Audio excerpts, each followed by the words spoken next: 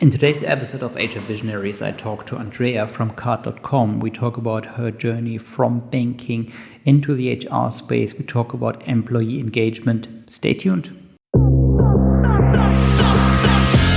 Welcome to HR Visionaries, where we unlock the secrets of modern HR. I'm Benjamin, your host. Join us as we shed light on today's HR universe with HR leaders and innovators from across the globe. Whether you're an HR pro, a business leader, or just curious about the future of work, this is your shortcut to the forefront of HR innovation. Brought to you by Hire, the AI talent attraction platform. Welcome to our latest episode of HR Visionaries. I'm looking forward to my guest today, Andrea. Andrea, thanks so much for taking the time. Yeah, glad to be here. Andrea, could you tell us in 5 or 6 sentences, who are you? Sure. I'm Andréa Ehlers. I'm the Vice President of Operations, Payroll, Compensation at cart.com. Well, can you tell us a bit about your journey into HR? So why did you decide to become an HR expert, professional, executive? Yeah. So I actually started out as a banker working for the Federal Reserve. And after a series of career changes, I landed in a large insurance company in a special program to develop consultants. And my assignment was HR. So I learned about HR and then HR technology, and then took over their HR technology management and went from there. Yeah, that's very interesting. So you started at the Federal Reserve. Mhm. Well, it's you were then a government employee, focused on monetary policy, I guess. Um, that's quite a big shift, isn't it? Oh, yeah, that is kind of a big shift. Yeah, it was a great experience, and yeah, it taught me a lot. So I was easily able to transition to something a bit different. Um, well, approaching HR from a business perspective, um, it's not a very unusual way. However, I'm always amazed how this process, how this way goes. What was it that you really liked when transitioning? Because it's kind of an important decision you need to make, right? So either to, well, focus more on business or to focus more on HR. So it's not like you can have both, but you need to choose between one or the other. Mhm. I think that what people don't realize sometimes is what an important part of business HR itself is, right? So even if we may be focusing more on employee related issues, things that are very business related come up, such as mergers and acquisitions or divestitures. And those things have a direct impact on the bottom line. So part of being in HR requires knowledge of business. Also, it's important to be able to provide information with respect to employees, their performance, their cost to management, as that makes a direct play into the financials of a company. So how we manage the HR or people functions of a company are very, very important, not just for the output of the company, but for cost containment, cost controls, those types of things. Well, to be honest, I find it quite fascinating. Given say 50 or 100 years ago, it was mainly about machinery, where companies could increase productivity. So you got a new machine that produced whatever, and well, there were people operating those machines. Um, Nowadays, it's very different, right? So it's like. Nowadays, very much about the person who sits in front of the computer and does the knowledge work, so to say, and therefore the importance of HR within organization has increased dramatically, becoming like a major driver in the company's productivity and the company's output. Indeed. In some respects, I 100% agree with you, but in others, I may disagree a bit. And where I disagree is it's just a different machine now. So even though employees or people are still an extremely important part of a company, in some repetitive jobs, for example, you can use a lot of AI for customer service before it ever gets to an actual person. You can also still make great strides with the machinery and a combination of the machinery and the people. So even though we have different smaller machines, I don't think we've 100% decreased so much our reliance on big leaps in productivity coming from changes in machinery. That is so super interesting. Can you tell us a bit more about how you approach the, well, promoting the importance of HR to leaders who may not necessarily fully agree with your assumption of, well, how important HR has become? So one thing I might do is show how turnover in employees impacts the productivity of a particular area. So if you see either declining or stagnant productivity and a high amount of turnover among employees, then you might want to think, is there a way that I can make this this job or this position more fulfilling or more interesting so that I can get some longevity and experience, which would be very helpful in terms of then once you have the basics down as an employee, it's much easier to adapt to changes and help others adapt to change. That's one thing I would show. Another thing I would show, for example, if there were a lot of complaints about a particular manager, right? So we want to go to that manager and have an opportunity to maybe help them redirect some behavior either of themselves or between employees. Those are a couple of ways that you would go back to the business and help them adjust to changing conditions. Well, the cooperation with other departments is probably most important when it comes to functions like HR. You will need to understand what kind of qualifications are needed going forward for the company to grow, where some kind of turnover may appear in the next month, and then kind of strategically approach the people you're hiring will create the growth going forward. That's exactly right. So that is another very important function to focus on where the business is headed in the future, to either change your hiring practices so that you're hiring a different type or a different skill set, but also to look at who's currently working for you and to see if you can upskill them or redeploy them to a different area so that you can still keep that, institutional knowledge that just builds up over time, yet get to the skill set that you need to drive business growth. How did you, or have you approached this so far? So, well, I think on paper it always appears a rather simple exercise. However, in an organization that grows, being mindful of who's there, who may leave, who do we need, how can you institutionalize this?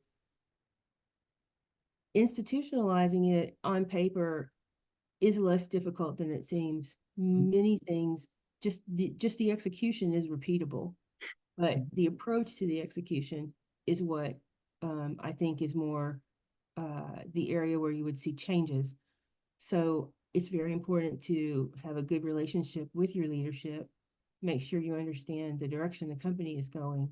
Then you can proactively say, well, if that direction is where we're headed, then I think we need to consider XYZ skill update, or we need to start focusing on, hiring in another country because we need to get a skill set at a price that works for this initiative. So it's just really important to be in constant communication with the folks that are leading the business, to be a partner to them. How do you become a trusted partner, given once it's established, it's probably a very productive working relationship. However, establishing such a relationship is probably a difficult task. It can be difficult, especially in a remote work situation, which is, our company is 100% remote. So some of us, you know, can go into a local office and we can meet, but for the majority of the company, it's not possible. So building trust in a remote environment means reaching out, setting up quick touch bases to see how things are going on, you know, sharing information that you find that you think might be helpful, making sure that you have a connection with someone. We recently had a new manager hire on literally 2 weeks ago, and he had a bunch of questions about, you know, a process, how this process worked. And so I stopped what I was doing and took the time to sit down and explain, here's how it works. You know, this isn't quite in place for you yet, but here's an alternative. Let me get it to you. So people, when they realize they can count on you, then you become a trusted partner. Well, it's super interesting. You bring up a fully remote setup.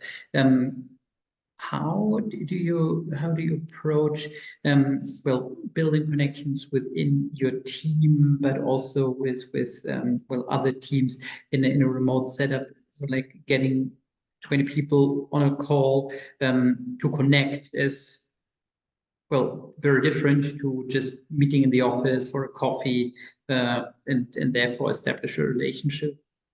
We found it very important at CART to ensure that we have not just remote gatherings, but in-person gatherings. So we don't have a firm, hard, fast rule that says you must have every quarter an on-site meeting and everyone must attend. We let each team determine what works best for them, but we recommend that they meet in person a minimum of 2 times a year all together in one location so that people can get to know each other and establish those relationships. Because once you have the relationship, then the proximity doesn't remain an issue, right? Once you have a relationship established, working remotely is so easy. And then you start building, you know, those remote traditions, right? So, you know, when it's someone's birthday, everyone changes their background to a happy birthday banner, or, you know, we make sure that we recognize anniversaries or, you know, new babies, or we just chat about what we did the prior weekend for 5 minutes before we jump into our call. So it's just important to do both those things, to actually meet and then ensure that we do activities that promote good camaraderie and interaction. How do you split the task of well, ensuring you are, well, one company, that one culture is maintained between HR and the actual teams? So probably like sales development and so on, they probably also need some support from you guys to make sure that, well, there's a coherent culture. Mm-hmm. Yeah, we are definitely working on an initiative here to enhance our focus on our corporate culture. We participate widely within the organization because there are annual processes, for example, where we're very hands-on, performance reviews, salary or bonus increases, those types of things, where we're really talking to all the other teams for a period of time almost every day. So yeah, definitely we try to integrate ourselves with all of the other teams throughout the organization. Anytime help's needed, for example, with an employee issue, the managers will reach out so that they can get any help they need to resolve the situation. When they're thinking about a promotion or a transfer, having consultations with them to determine if, you know, that's the best course of action or if there's an alternate. Yep, definitely have to keep that connection going. I think I find that absolutely incredibly interesting. Well, that, well, building a culture on the basis of, well, you meet twice a year is indeed a challenge. However, it's also at the same time very much a reality, given there are nowadays very many fully remote companies that work successfully then. And well, what did you experience as challenging in, well, in this process of, well, actually there is no way to the office, but that's how it is, and it's good that way. Yeah, I mean, we don't just have the policy for, meeting in person. We also have monthly all hands calls where our CEO and or other folks get on with everyone on the company and explains what our direction is or what our outlook is or what we can expect. So we do those types of things. We also send out information. We try to do everything you would do at a normal company. We have health fairs, wellness fairs. We arrange for flu shots, for example, at various sites. We happen to have a lot of physical locations in the US, and so we're able to have people go to the nearest location or arrange an alternate for them to go to receive the service that we might be offering. So it just takes a lot of dedication and kind of a constant outreach. And then, we also have company values that we hold, very closely, and we promote those and make sure that everyone understands. And for 100% certain, how you're judged at CART is not by what you do, but the way you do it, right? Mm-hmm. So the way you do it has to follow all of our values. One of the most important is to be human, mm-hmm. and to understand and to give people a chance, and to give them the benefit of the doubt, and to start from a place of expecting that they are wanting to do good, right? Just have that expectation of wanting to do a good job. So we promote that quite a bit in order that people can feel connected and that they're part of a team. Can you tell us a bit about, well, what you really like about your job? Why do you like being a leader in HR? Yeah, it has never happened before, but because CART is a startup, right? Mm-hmm. There are so many fewer rules and restrictions than there might be at a large corporation. Mm-hmm. Kind of CART is probably the antithesis of the Federal Reserve. So what I love about my job is the freedom to do the right thing without restriction. So mm-hmm. I've never experienced that before. And it is a very freeing thing. And it has allowed my team, which is a very small team, to accomplish an inordinate amount of work over the past 2 years. I can't begin to tell you, I've never been able to do the amount at the speed at which I'm able to do things at CART. And it is like that over our entire company. So as long as you're doing the right thing, all they'll say is go faster. And it is just wonderful to have that freedom and to be trusted to do those things and to do the right thing. Andrea, we need to dive a bit into this because that sounds a bit like the Holy Grail indeed. So to be faster, more efficient, and also providing a better outcome. How did you achieve that in the first place? So given, well, once you've established such a such a setup, it sounds like, well, heavenly given, but it was perhaps a bit of work to establish such a structure. Absolutely. I mean, I was hired and there was a period of evaluation. Mm-hmm. And of course, once you manage the period of evaluation and the results are positive, and then the doors start to open, and they just basically throw the doors wide open and you just go. And I think that's how CART approaches its business as well. And that's why, it's a 3-year-old unicorn, and looks like there is no end to the heights it might reach. How do you ensure that, well, in this setup, some people may wonder, well, can you ensure that the performance is right? How can you ensure that everyone does his or her duty and goes beyond that, so to achieve something extraordinary rather than just like, yeah, I'm going for the minimum and that's it. Yeah. I would think it's naive to say everyone at CART is giving 1,000%, right? Because people have children and families and emergencies and illnesses, and but I think that for those folks who don't like working with uncertainty, or who don't like the pace at which we move, those people tend to manage themselves out. It isn't the right fit for them, and they realize that. And so in general, the majority of the time, everyone is doing their best. And of course, there's always going to be that 10 or 20% that's doing 150% of their best, right?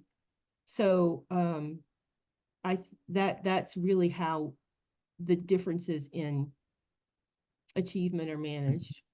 Just people coming to the realization that, you know, this pace is not working for them, and that they need to find something that fits their situation. How do you institutionalize a culture of trust? It's strange to say, but the majority of the people I work with trust the other people. So when something is provided, we trust we've hired the right person with the right intentions, who's giving us the right information for the situation. I haven't seen many instances where that hasn't been the case, although of course there have been some. But I think the expectation, and again, our values are so clear that people know what they're needing to do, and most of them do it. It's, as I said, so I think it's super fascinating to see how it turns out in a very young company that is growing incredibly fast, and to ensure that, well, also for those people who are newly onboarded, those well, they understand the rules, they understand their freedoms, and they understand what they can achieve in the end. It's actually quite a remarkable achievement. Was something that was also super important to your C-level? Yes, I know that our C-level team feels that without this type of environment, it would be difficult for these achievements to occur. And I haven't seen them put restraints on anyone. Can you tell us a bit about what you guys at CART actually do? So we are a software fulfillment and distribution company. So we have different distribution centers throughout the US where we can package and ship goods for different businesses. We also can handle marketing for them, product placement. We can help drive business to them. We also have some cutting edge software that helps with warehouse management and logistics. So folks that have businesses and they need to keep track of their inventory, or they need to have, you know, good ad placement on Google, CART can help with all of those things. What did you find attractive in CART's business model that made you join them? I think I felt the business was interesting. I mean, who hasn't used Amazon and gotten happy with the delivered results, right? So the business was interesting, but I think the opportunity to work at a startup and see what that was like, because different than the Federal Reserve. Different than the Federal Reserve, banking and insurance in general, which was, you know, the majority of my background. So yeah, it was it was fun, and the opportunity presented itself, and the lady that I came to work for was just so shiny and bright and exciting. And so I took the chance, and it's worked out well so far. Given you also have a tech background, can you tell us a bit about your about what you expect to happen in the HR tech space in the next year? So what will be your priorities? What do you see are the market's priorities? Yeah. So here at CART, we have Workday. And so our priorities for the next year are to start to implement and use more of the more advanced people-oriented functionalities in Workday, from Peakon to using performance where we can get continuous feedback so that we can give better opportunities to employees utilizing the learning application in Workday, so that we can start to offer opportunities for learning while working and advancing based on those learning opportunities. I know that there are a lot of AI options that are coming up. We are starting to use some of those through some of the other software that we are purchasing. And I'm looking forward to seeing how that's going to work. We're especially going to start using AI-based functionality to increase our engagement levels with all of our employees. And I'm really looking forward to the results of that. Incredibly interesting. I do think that, well, that AI offers incredible opportunity to make sure that candidates, future candidates, but also employees are are informed to an unseen level, and that that no information is hidden from them. That can be shared, obviously, but it gives a completely new dimension towards engaging people, not creating a disturbing amount of work for those who have to communicate. Yeah, as much as we can minimize what people need to log in and do, the better. Well, these trends you're looking at. So, given your background in tech, so do you view things different to those colleagues that had perhaps a more classical HR career? So I would say that for me, I have almost equal experience in HR and tech, right? Because if you don't understand HR, it's pretty hard to deliver HR tech. Yeah. So the tech part of my skill set literally just came from being put in a position where I had to learn it, and then finding out, well, that's a skill set that actually I'm pretty good at. So parlaying that into all aspects of what I do, right? Because it's also hard to explain the use of tech to people who don't necessarily see it as a go-to, even within the HR space. But it's once you can incorporate tech into the way you do business, the returns in terms of being informed are so much better. Who wants to rely on a manual spreadsheet that you're updating on a weekly basis when the data from transactions is just sitting there, and you can show it in a dashboard. So and make it accessible to anybody at the level that they need access to it. And so it just doesn't it's just hard to argue against trying to do more tech versus less. What do you think are the big trends for the next few years, also beyond tech, but also in terms of in basically every developing countries, we have now a situation where, in particular, those people are in very high demand, that it can that are, well, very skilled when it comes to tech, that are very skilled when it comes to like these cutting edge technologies.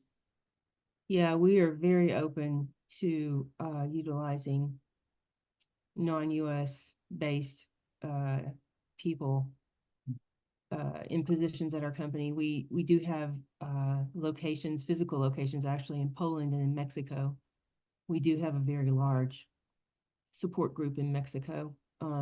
It's been very successful to have folks from there help support our customer service efforts, and our technology efforts are supported by tech in Poland on a project basis, as well as on a continuous basis for the company that we have there, and for the business that we do there. So the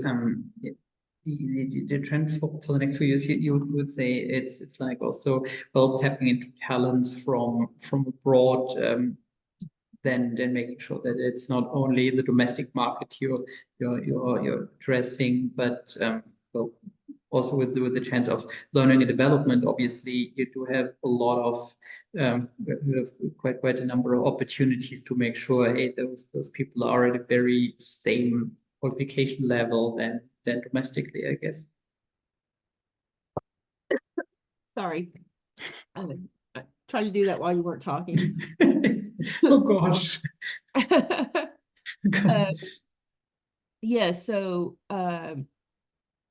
yeah, I think that as we move forward, I think more employers are going to realize that they're going to need to continue with remote work, because it's just too convenient. And personally, at CART, we've seen no loss of productivity due to being remote first. In fact, it encourages productivity, to be honest, because you can work when it's convenient for you. And in terms of reaching outside of the US for talent, we're definitely going to continue doing that, because we've had such good results with our existing external talent. It's going to become, I think, more important moving forward, because when you have talent in different time zones, the workday literally stretches. You can get more productivity. So in order to keep up, I think that we'll see more and more of that. Obviously, there's a cost differential that's positive in most cases. And so I think companies are going to continue to embrace bringing on people of different cultures to their companies. And in fact, what's so interesting about that is you're not really necessarily bringing in cultures that are new to your company, because there's such a wide diversity of people already in the US. It's highly unlikely that you don't have someone of whatever non-US culture that you're bringing in that doesn't already exist at your company. How important is it to understand the culture you're talking about? So, for example, when you now talk about well, having an offshore center in Poland, how important is it to understand, well, the difference in working culture in Poland compared to the US? Yeah, I mean, it is important, and people like for their culture to be recognized. So, you know, we adjust time-wise or time zone-wise to Poland, but also to the way that they're running the general operation there, and the cadence at which they do things. Same thing for Mexico. You know, Mexico has a 48-hour work week. That's not the same as the US. So, and they also have a couple of things, a Christmas bonus, for example, that we don't have in the US. So, yeah, so we just have to adjust and bring those in. And I think that it really encourages people, especially people that we have here who may be of a Hispanic or Spanish origin, when they see a celebration in the Mexican office of Day of the Dead or whatever it might be, because we're respecting that we have different people, and we're celebrating those differences and the interesting aspects, or the more rich culture that they cause us to have because we have them as part of our company. Well, that's a very beautiful way to put it. Given I never thought about this way, but the echoing is actually pretty cool. Given you then have those people in the US also recognizing their own culture at different places. That's pretty cool indeed. I really like that. And Andrea, we have a new section our podcast, so that I ask you for a question you would want me to present to one of our future guests. So, do you have a question in mind you would want me to ask to an HR leader that's on our show in the next few weeks? I actually do have a question. It's something I've been contemplating studying, and it is called weaponized incompetence. So This sounds terrific and terrifying at the same time. Yes, my Gen Z son, when hearing me talk about a little issue at work, brought this phrase to my attention, and I thought, my goodness, that is a very astute phrase. I will write that down in my book, which I did, and I will think about that and see where does that fit, if it fits at all. Okay, well, to be honest, I've never heard that phrase, but I hadn't either. It might be apt in some situations. I just found it very interesting to have that someone might have that as a strategy at work or anywhere, to be honest. Okay, I definitely keep that in mind. Andrea, thank you. You may not ask, but you can keep it in mind.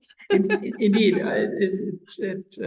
perhaps people who listen can also answer what this could be, because as I said, it sounds both terrific and terrifying. Yes, in that's so right. many ways. That's right.